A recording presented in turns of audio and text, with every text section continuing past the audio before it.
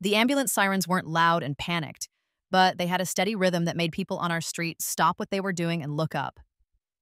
A white military ambulance marked with the Army Medical Corps seal pulled up right in front of my parents' house. Two medics in uniform got out, and then I followed them. I was also in my uniform, the formal one, which was pressed and clean. All the neighbors who were outside just stared at the scene, which was very quiet in the late afternoon.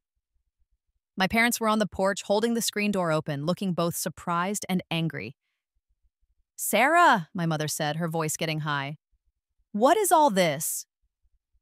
I didn't look at her. I looked past her, into the dark hallway of the house I grew up in. "I told you I was coming to get him," I said, loud enough for them to hear. This whole thing had started 2 days before.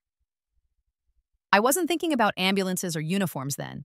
I was just in my kitchen drinking coffee when my phone rang. It was my cousin David, and his voice sounded worried. "Sarah, did you know Grandpa was sick? I mean, really sick?" My stomach dropped. "No, nobody told me anything. What's wrong?" David paused for a second. "He's not really eating. He has a bad cough. I think he's lost a lot of weight. I tried to stop by yesterday, but your folks wouldn't let me see him. They just said he was resting." That word resting felt wrong. I called my parents right away. My dad answered. "Sarah, is everything okay?" "No, Dad, I just heard Grandpa is sick." "How bad is he?" There was a pause, and then his voice became very flat. "He's old, Sarah. People get old. There's not much doctors can do about that." That wasn't a real answer. I could hear my mom in the background, her voice sounding impatient. "We have it under control. Grandpa is staying home. No hospitals, no doctors." I could picture her standing there with her arms crossed. "What do you mean, no doctors?" I asked. "He's a strong man, but dragging him to a bunch of appointments will just make him feel worse," Dad said. "We've made a decision." "You've decided," I thought. "Not him, and not me, even though I was the other person in the family who had the power of attorney paperwork, which Grandpa signed himself 3 years ago after Grandma died." "Let me talk to him," I said. "He's resting," Mom said sharply. "You can try calling back in a week." A week? They were just going to let him sit there, getting sicker, for a whole week. After I hung up, I went to my file cabinet where I keep my own service documents, and I found the folder Grandpa had given me. Right on top was the official, notarized medical proxy form. Underneath it was a letter in Grandpa's neat, printed handwriting. "Sarah, if I can't speak for myself, I need you to do it. You've got good sense and you're strong, and I know you won't let anyone just push you around." I put the letter down and just looked at the proxy form.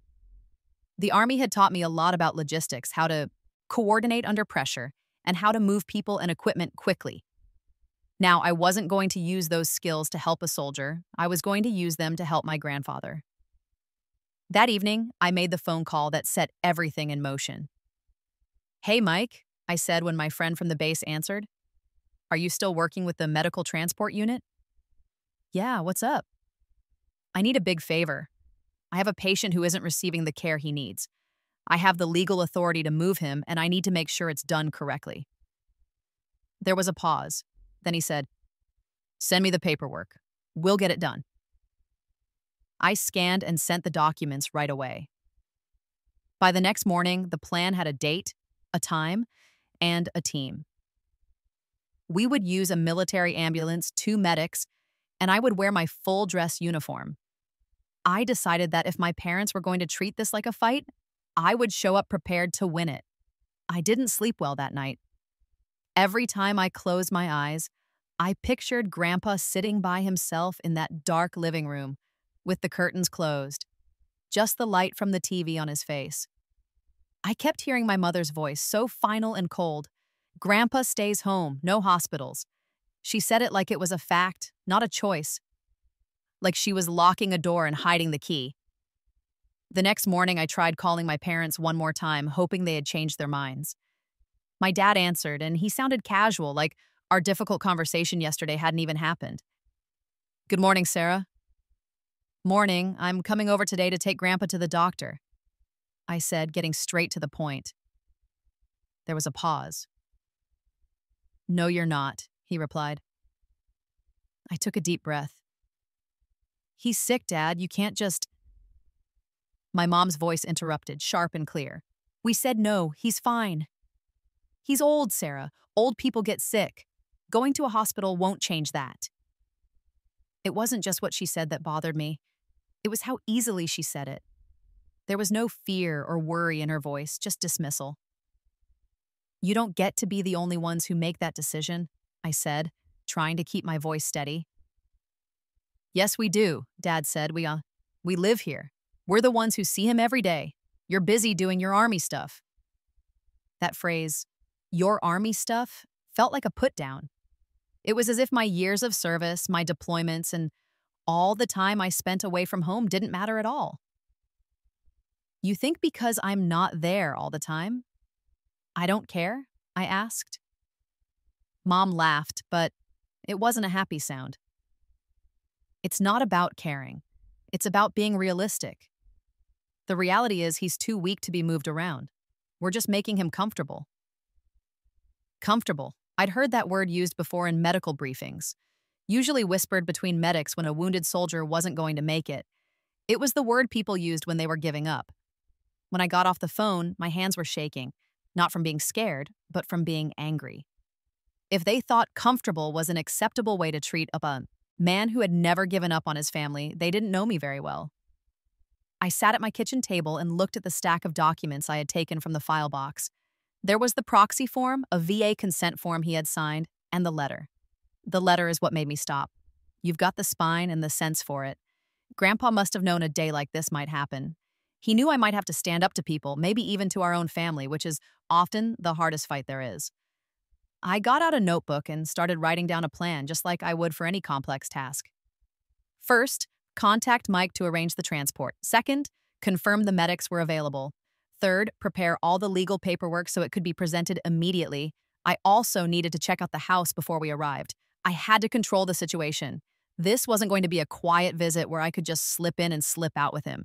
If I had to, I would let the entire street watch what was happening. It wasn't about embarrassing Grandpa, but about making sure my parents couldn't try to do something like this ever again. That afternoon, Mike called me back. We're all set, Thursday at 1600 hours. Does that work? That's perfect, I said. He hesitated. Sarah, this is your family. Are you ready for what happens next? I looked at the letter one more time. I'm ready. I spent the next day getting everything I needed. I made 2 clean copies of the proxy form. I found Grandpa's VA card, my own military ID, and the orders that showed I was on authorized leave. I also had a folder with notes from his last checkup, which proved that this sudden decline was new and serious. I also called Dr. Evans, a VA physician I had met at a veterans event the year before. When I explained what was happening, she didn't even pause. Bring him in, we will be ready for him. The morning we were supposed to go, I took my dress uniform to the cleaner to have it pressed one last time. Standing at the counter, I saw my reflection in the glass. I was surprised by how calm I looked, even though my mind was racing through every possible thing that could go wrong. From my parents screaming at me on the porch to them trying to physically block the medics. Being calm was good. Calm meant I was in control, and being in control meant they wouldn't be able to stop us. That night, I laid the uniform out on my bed, making sure every ribbon was straight and every button was polished. It felt like more than just clothes. It felt like protection. And tomorrow, I knew I would need it. The night before we were scheduled to get Grandpa, I spread all the paperwork out on my kitchen table as if it were a work project. The printer was still warm from making copies of the medical proxy. I had Grandpa's VA card, my leave authorization, and a yellow legal pad with a list of steps, all written out very neatly. Next to the papers was a ceramic mug I had given Grandpa years ago. It said, "World's Quietest Hero, Teta." I had laughed when I gave it to him and said, "Being quiet is how you get the work done." That was my plan now. Quiet, precise, and impossible to stop. I called Mike one more time. He answered right away. "Still good for 1600? He asked. "Yes," I said, I'm emailing you the proxy form with the notary seal, his VA card, and my orders. I'll carry the original copies in a red folder." "Got it. I'll show the paperwork to my supervisor and the VA intake desk so nobody gives us trouble when we arrive. Are you wearing your dress uniform?" Yes? Good, he said, and I could almost hear him smile. Nobody argues with the dress uniform. After we hung up, I sent the packet of documents. In the Army, you learn to follow procedures carefully. If you want a plan to succeed, you have to take care of all the boring details first. Boring is what works. Next, I called the VA hospital. The operator put me through to Dr. Evans, the internal medicine doctor who had promised to be ready. Sergeant Hall, she said, using my rank even though we had only met once. The transport team told me what's happening. What do we know about his condition? He's lost weight quickly, he has a bad cough, and he's very tired, I said. His last checkup was 10 months ago. He was walking around and seemed sharp then. It could be pneumonia, or it could be heart failure, she said. Or something else. Whatever it is, we can't just watch and wait. We'll get intake ready for a chest x-ray, full blood work, and an EKG. If his oxygen is low, we'll start him on it immediately. It felt like a window had been opened. I was hearing a real plan with actual medical steps. Thank you, doctor, she paused. If your family tries to stop you, tell the medics to call it in as a welfare check. We will back up the transfer as a medical necessity. Understood. I hung up the phone and looked at the red folder. I added one more piece of paper to it, a single page I had typed up for the medics. It listed Grandpa's full name and date of birth, my authority as his proxy, his VA eligibility, and Dr. Evans' extension, which I underlined twice. All communications go through me. At 10 o'clock that night, with the house quiet except for the ticking of the kitchen clock, I opened the old shoebox where I keep letters and found one from Grandpa, sent during my first deployment. I had read it many times, but I read it again. Sarah, war teaches you two kinds of courage. The kind you show when people are watching and the kind you show when nobody is. The second kind is the hardest. You'll be fine with both. I ran my finger over the words, trying to feel connected to the man who wrote them. I remembered his hands, which were rough from a lifetime of work but always steady, whether he was tapping a nail into a fence post or just holding mine. He believed that things should be built to last, whether they were fences, promises, or people. I put the letter into the red folder, not because it gave me any legal authority, but because I needed to feel like he was with me. I slept in short, interrupted stretches. I kept picturing my parents on the porch and hearing my mom say, "Grandpa stays home." Not tomorrow, I thought each time I woke up. I got up before sunrise and went for a 2-mile run along the river, just to burn off my nervous energy. Back home, I ironed my uniform one more time, even though it didn't really need it. I shined my shoes until I could see the reflection of the light overhead, and I set my cap on the passenger seat of my car. At noon, Mike texted me. Team confirmed. ETA 1545. We'll wait 1 block south to keep the driveway clear. Got it, I replied. I'll be there at 1530. I'll check out the scene first. My parents have a tendency to be stubborn. He sent back a thumbs-up emoji. I drove to the neighborhood and parked under some trees on the next street over from the house I grew up in. Parking away and walking wasn't for drama, it was just smart. You learn to arrive at a new place with your eyes open. From the corner, I could see the living room window. The curtains were drawn, but a dim light was glowing from inside. At about 10 after 3, a neighbor, Ms. Gable, who used to give out the best candy on Halloween, walked up the porch steps carrying a casserole dish. I watched my mother open the door just a crack and talk to her. The door never opened any wider. A minute later, Mrs. Gable walked back down the steps, still holding the casserole. They were controlling the environment, keeping people from seeing what was going on. It was an old tactic. A few minutes later, I saw a shadow move at the window, the outline of a thin shoulder and a tilted head. My throat felt tight. I recognized the shape of Grandpa's silhouette. I checked my watch. It was 15:31. Time to get ready. I stepped back and texted Mike my location. At 15:46, I heard it. A distant, steady siren. It wasn't the frantic sound of a disaster, but the calm, measured sound of an official arrival. The ambulance turned onto our street at exactly 15:55, just as Mike had promised. It stopped a house away while the team took a quick look, then the driver pulled it forward and parked right at the curb.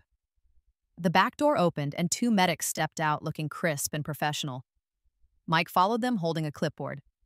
Sergeant Hall, he said, giving me a single nod. We're following all procedures. Good, I said, handing him the red folder. The authority forms are on top. Dr. Evans is expecting us. If either parent tries to stop us, we'll call it in as a medical necessity and proceed. Understood. I put on my gloves, straightened my cap, and for just a second, all the sounds around me seemed to fade away. The ambulance engine, a dog barking, the wind in the trees. I thought of Grandpa's letter about the kind of courage you show when nobody is watching. Then I looked at the porches where neighbors were starting to gather and thought, or when everyone is. We walked up the sidewalk together, me in my uniform, the medics rolling the folded gurney, and Mike with his clipboard. The screen door opened before we even got to the steps. My mother was standing there, her hand on her hip, looking at the uniforms like we were something she needed to clean up. What in the world do you think you're doing? She asked. Behind her, my father was just standing there. I kept my voice perfectly even. We're here to take Grandpa for medical care. I am his medical proxy. You were already notified. No, Mom said, the words sounding final. Grandpa stays home. She started to close the door. Mike slid his clipboard between the door and the frame, not touching her, but just blocking the space. Ma'am, please look at the authorization forms. This is a lawful transfer for a medical evaluation. Dad stepped forward, his face turning red. You can't just... I held up the proxy form and the VA card side by side, like badges. We can, and we will. And if you try to prevent him from getting medically necessary care, I will call for a welfare check and file a report for elder neglect before I leave this porch. I heard a few of the neighbors gasp. For the first time, my mother's eyes looked past me, at the ambulance, at the medics, at the official seal on the door. She hadn't been prepared to see an official procedure. Most people aren't. Where is he? I asked. She straightened her shoulders. Resting. Where? Dad swallowed. In the living room. Thank you, I said. Medics with me. We stepped past them into the house where I grew up. For the first time, it felt smaller than the truth that was walking in the front door. The air inside the house felt heavy and old. It smelled like closed curtains, old coffee, and that faint, sharp smell you notice in places where someone has been sick for a long time. I led the way to the living room, and the medics followed with the gurney. Mike stayed at the front door, keeping my parents busy with his clipboard and his calm, steady voice. Grandpa was sitting in his recliner with a thin blanket over his legs. The light from the television flickered on his face, making the shadows under his eyes look deeper. He looked so much smaller. But when he turned his head toward me, I could see the same familiar spark in his eyes. Sarah, he said. His voice was rough, but it was him. I knelt beside his chair. Hi, Grandpa. I'm here to take you to the VA hospital. We have a team ready for you. His eyes moved from me to the medics and back again. Your parents? They don't get to make this decision, I said quietly. You do, and I have the paperwork to make sure your choice is respected. He almost smiled. You always did follow the rules when they made sense. One of the medics knelt to his level. Sir, we're going to keep you comfortable and warm on the ride. It's only about 20 minutes to the hospital. Dr. Evans is waiting for you. Grandpa nodded slowly. All right. We worked together to help. Him stand, wrapping the blanket around his shoulders. The other medic unfolded the gurney and lowered it so Grandpa could sit on it easily. Every move they made was smooth and practiced, the kind of quiet professionalism that showed they had done this many times before. From the hallway, I could hear my mother's voice getting louder, using the same tone she used to argue with salespeople. This is completely unnecessary, she was saying. He is fine here. He doesn't need... Mike cut her off, his voice still patient but firm. Ma'am, our orders are clear. The legal authority is valid and delaying his care could have consequences. We are proceeding. The gurney wheels made a small squeak as we rolled Grandpa toward the front door. He just adjusted his blanket, looking straight ahead, ignoring my parents as we passed. I noticed more neighbors were on the sidewalk now. Some were just watching, but a few were holding up their phones. On the porch, the bright afternoon light hit Grandpa's face. For a second, I saw the man I remembered from my childhood, the one who taught me how to put a worm on a fishing hook and told me to never let anyone else decide what I was worth. It feels good to get some fresh air, he said, his voice quiet. We got him settled in the ambulance. One medic checked his vital signs while the other attached a small oxygen tube to his nose. His oxygen level was lower than it should have been. Good call bringing him in, the medic murmured to me. Before I climbed in, I turned back to my parents. This isn't a discussion, I said evenly. You can follow us to the hospital if you want to be involved in his care, but keeping him here without treatment is over. My dad looked like he wanted to argue, but my mother put her hand on his arm and stopped him. She was staring at the ambulance, the seal on the door, the uniforms, and all the neighbors who were watching. For the first time, she looked like she didn't know what to do. As we pulled away from the curb, with Mike riding up front, I sat in the back next to Grandpa. The hum of the engine felt strangely calming. He looked over at me. I didn't think you'd have to fight this kind of battle. I squeezed his hand. I didn't either, but you're the one who taught me not to wait for someone else to do the right thing. His eyes closed for a moment, but he was smiling. Good lesson. Halfway to the hospital, the medic checked his vitals again and then looked at me. His blood pressure is low and his oxygen is improving, but he needs to be seen right away. It could be pneumonia, or it could be his heart. We'll be there in 10 minutes, I said. I looked down at Grandpa's hand holding mine. It was the same hand that had held me steady on my bike when I was a kid and gripped my shoulder the day I left for basic training. It felt frail now, but his grip was still strong. When we pulled up to the hospital, I felt some of the tension in my chest finally ease up. We had made it. He was out of that house and in a place where he could get care away from people who thought comfortable was the same as treatment. But I knew this wasn't over. There were still answers I needed, truths that my parents had tried to hide, and I was going to find them. The moment the ambulance doors opened at the VA hospital, a small team in scrubs was there to meet us. Dr. Evans herself was at the front, holding a clipboard and looking at Grandpa before he was even fully out of the ambulance. Let's get him inside, she said. Room 3A is ready. The medics guided the gurney down the ramp smoothly, and I walked right beside them. Grandpa held onto my hand until we were inside. In the cool, clean air of the hospital, far away from the stuffy feeling of my parents' house. Once we were in the room, they moved fast. A blood pressure cuff tightened on his arm, a small clip was put on his finger to read his oxygen, and blood was drawn into several small tubes. A portable X-ray machine was wheeled in, and the tech moved quickly and quietly. I stood in the corner, staying out of the way, but watching everything. Dr. Evans looked over at me. You were right to bring him in. His oxygen saturation was in the low 80s when you picked him up, and he has fluid in his lungs. We're starting him on antibiotics and a diuretic. This could have been fatal if he had been left like that much longer. The words hit me hard. I called Mike, who was waiting outside. He's stable, but it was very close. Thanks for getting us here. You did the difficult part, he said. You're the one who had to stand up to them. I put my phone away and walked toward the hallway. This was the point where most people would probably go get a cup of coffee, but I wasn't finished. My parents were in the waiting area, sitting in 2 plastic chairs, not looking at each other. My mom had her arms crossed, and my dad was just staring at the floor. You can go in to see him in a few minutes, I said, my voice flat. But first, we need to talk. My dad's jaw got tight. Talk about what?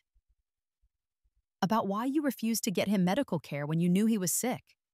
About why you didn't tell anyone else in the family. And about what exactly you were waiting for. My mom's lips pressed into a thin line. We were just trying to spare him the stress of... Stop, I said, keeping my voice low. This wasn't about sparing him stress. This was about you being in control, and you lost that control the minute I showed up. The automatic doors opened, and a woman in a blazer walked in. She was the veteran's advocate, Ms. Davies, whom Dr. Evans had called when we arrived. She introduced herself and asked if she could join our conversation. Given the concerns that were raised, she said, it's important that we are all clear on his rights and the legal issues involved with denying care. My mother's eyes narrowed. Legal issues. Ms. Davies nodded. In this state, preventing an elderly person from getting medical treatment can be considered neglect. If there is evidence it was intentional, or if there was a financial reason, it can become a matter of exploitation. My dad's head snapped up. We didn't I pulled the red folder from my bag and slid a copy of the proxy form onto the table. You knew I had this authority. You knew about it and you ignored it. There was a long silence, broken only by the sound of the elevator down the hall. Then Ms. Davies continued, "Here is what is going to happen. You will not interfere with his care from this point on. You will not make any decisions by yourselves without talking to his medical proxy, and you will cooperate with the care team. Is that clear?" My mom looked from the advocate to me, and for once she didn't have a quick comeback. "Yes," she said finally. A nurse appeared at the door. And he's asking for you, she said to me. I left them sitting there and went back to room 3A. Grandpa was propped up on some pillows, and with the oxygen, his color was already looking better. "How are you feeling now?" I asked. He smiled a little. "Better. You look like you've been busy." I pulled up a chair. "It's not over, but you're safe now. That's the important part." He squeezed my hand. "Safe is good, but the truth is better. Don't stop until you get it." And I wouldn't. Getting him to the hospital was just the first part of the plan.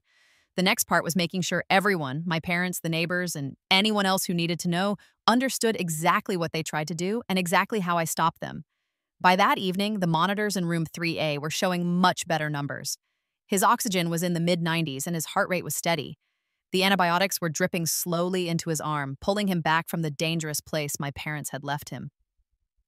Dr. Evans came in holding his x-rays. She got straight to the point. "He has pneumonia in his right lower lobe and signs of fluid overload. It's nothing unusual, and it's nothing that couldn't be fixed. It's very treatable as long as you actually treat it." That word, treatable, echoed in my head. I heard my mother's voice again. "Grandpa stays home. No doctors." "Could this have been prevented?" I asked. "Maybe not the infection itself," Dr. Evans said, but the severity of it, yes. Waiting turned a manageable problem into a dangerous one." "You did the right thing, Sergeant." I nodded, but I felt angry. Doing the right thing shouldn't have been this hard. "Doctor," I said, "can we please document your findings for a family conference?" She knew exactly what I meant. "I'll have the note ready." The advocate, Ms. Davies, met me in the hallway. "We'll use conference room B at 7 o'clock, she said. "I've asked a charge nurse to join us, and Dr. Evans will start by explaining the medical summary. As the proxy, you will lead the meeting." I texted my parents the time and location. It wasn't a request. Family conference. 7 o'clock p.m., conference room B, mandatory. They saw the message. The typing bubble appeared, then vanished. Fine. At 6:58, I walked into the conference room. It was a plain room with a laminate table and cheap chairs. Dr. Evans was at one end with the chart. A charge nurse named Ryan put a pitcher of water in the middle of the table. Ms. Davies sat next to me with her pen. My parents came in at 7:02. They were always late. They treated it like a rite. Mom's mouth was a thin line, and Dad had his usual neutral expression. They sat across from me. "We'll begin," I said. "Doctor?" Dr. Evans folded her hands. Mr. Hall arrived with low oxygen, a fever, and x-rays showing pneumonia, which was complicated by fluid retention. We started oxygen, antibiotics, and a diuretic, and he is responding. In my medical opinion, the delay in seeking care put him at significant risk. She let that sink in. "This is treatable," she continued, "but it required treatment." Dad cleared his throat. "We were just trying to keep him comfortable." Nurse Ryan spoke up, his voice gentle but firm. "Comfort care means managing pain and letting someone rest after they've been evaluated. It doesn't mean isolation and guesswork." Mom's eyes flashed. "You don't know what it's like at home." Ms. Davies leaned forward. "That's why services like home health nurses and caregivers exist. What you don't do is block someone's access to medical care, especially when he has a designated proxy. You ignored that." I slid the proxy form across the table. He signed this 3 years ago. You saw him sign it. You knew it existed. Dad looked down at the table. Mom didn't. He's old, she said. Hospitals are hard on old people. Pneumonia is harder, Dr. Evans said. And denial is the hardest of all. The room was silent. Ms. Davies broke the quiet. Here is the administrative part. From now on, all decisions about Mr. Hall's care will go through his proxy, your daughter. You will not block appointments, prescriptions, or visits. If you do, we will file a report with Adult Protective Services. Furthermore, if we find any evidence that this medical delay was related to financial motives, that becomes a separate legal matter. Mom's chin snapped up. Financial motives? I met her stare. Let's stop pretending. I saw the certified mail on the hall table last month, the insurance policy renewal, the property tax notice, and that household transfer pamphlet you left next to Grandpa's chair like it was a magazine. Dad looked shocked. You've been going through our mail? I've been seeing what you've been ignoring, I said. And now so will everyone else. My mother finally looked away. People think guilt is loud, but it's not. It's a flinch. Dr. Evans closed the chart. He'll stay in the hospital for at least 48 hours.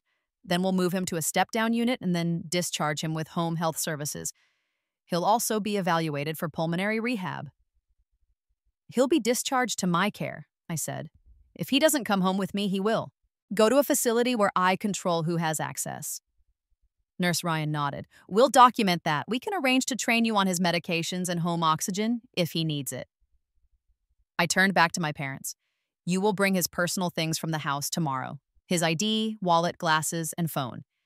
If you want to be included, you will show up with those things and with respect. If not, just stay out of the way.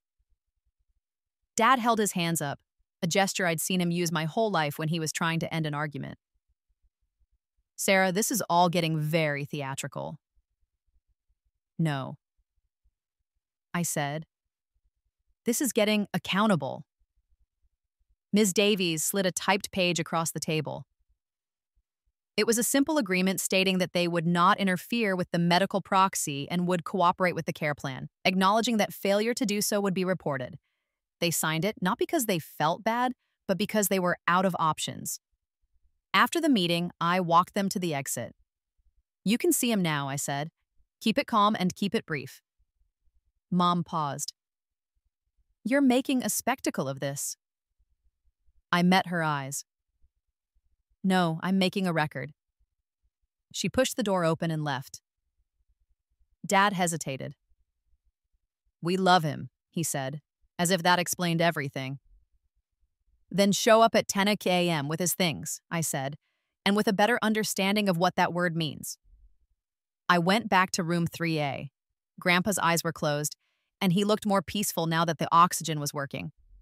I pulled a chair close and sat down. I was exhausted, but underneath the fatigue, I felt resolved. He opened one eye. How bad was the meeting? Not the worst I've ever been in, I said. But we made progress. He smiled, then gave a small cough, which already sounded better. Progress is how you win. I squeezed his hand. Tomorrow, I'm going to do something else. What's that? Make sure the people who looked away can't anymore, I said. He nodded like he knew I would. Do it with grace, he said softly. But do it. I will. I stepped into the hall and sent 3 texts, one to a neighbor, one to the pastor who ran the local food pantry, and one to Mike. The message was simple. Saturday, 11:00 a.m., Hospital Garden. We're honoring a veteran. Please spread the word. If my parents wanted to hide Grandpa in a dark room, I was going to bring him out into the light in front of everyone. It wasn't about humiliating them just to be cruel.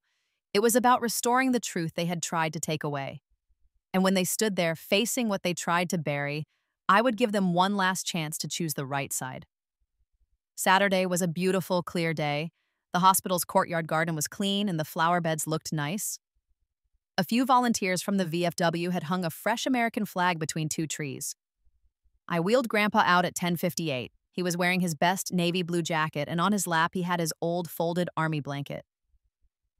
His oxygen tank was on a small cart that Mike was pushing. People had actually come. It's wasn't just the neighbors I had invited. There were more members from the VFW, people from the food pantry, and even some high school kids he had spoken to years ago about his service. They lined the path quietly, and there, standing at the back of the crowd, were my parents. Mom had her arms crossed, and Dad had that same guarded look on his face. But they were there. They had to see what they tried to pretend wasn't real. The VA chaplain started a short ceremony. He talked about duty and how a person's worth isn't erased by illness. He said the measure of a community is how it treats its elders. I stood next to Grandpa's chair, just listening. Then Mike stepped forward. "Sergeant Major Hall," he said, his voice loud and clear. "On behalf of those you served with and those who came after, we thank you." The crowd stood, and as if they had planned it, every veteran in the group saluted. I turned to my parents. "You need to step forward," I said, keeping my voice low. My mom looked angry. "This isn't a debate," I said. "This is your chance." They stood there for a long moment. Finally, my dad moved first and my mom followed him. They stopped in front of Grandpa's chair. "You need to kneel," I told them. "Respect is something you have to show." The crowd got very quiet. My dad knelt down. My mom looked around at all the people watching her, and then she knelt down too. Grandpa just looked at them for a second, and then he nodded. "That's better," he said. I leaned in close. "I'm not doing this to punish you," I whispered. "I'm doing this so we are all clear. You won't forget this, and I won't either." They just stared at the ground. I stood up and looked at Mike. "Let's finish this." Mike called "Present Arms," and the veterans all saluted. My parents didn't stand up until the last salute was finished. After that, people came up to shake Grandpa's hand and tell him old stories. The high school kids gave him a card they had all signed. The chaplain said a prayer. My parents just stood at the edge of the crowd, no longer in charge, no longer able to hide what they had done. When the crowd started to leave, I wheeled Grandpa back toward the hospital entrance. He was tired, but he was smiling. "You really pulled it off," he whispered. "I did it to make sure they'll never forget," I said. He patted my hand. "They won't. And maybe one day they'll understand." I don't know if they ever will, but I do know that justice doesn't always happen in a courtroom. Sometimes it's just about creating a moment so clear and undeniable that the people who need to remember it can't change the story later. If you have someone in your life who stood up for you when it was hard, you should stand up for them when it's your turn.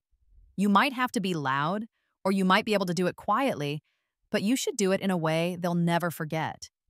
Because a person's dignity isn't just given to them, it has to be defended. And love isn't just a word, it's the act of showing up, especially when someone tells you not to.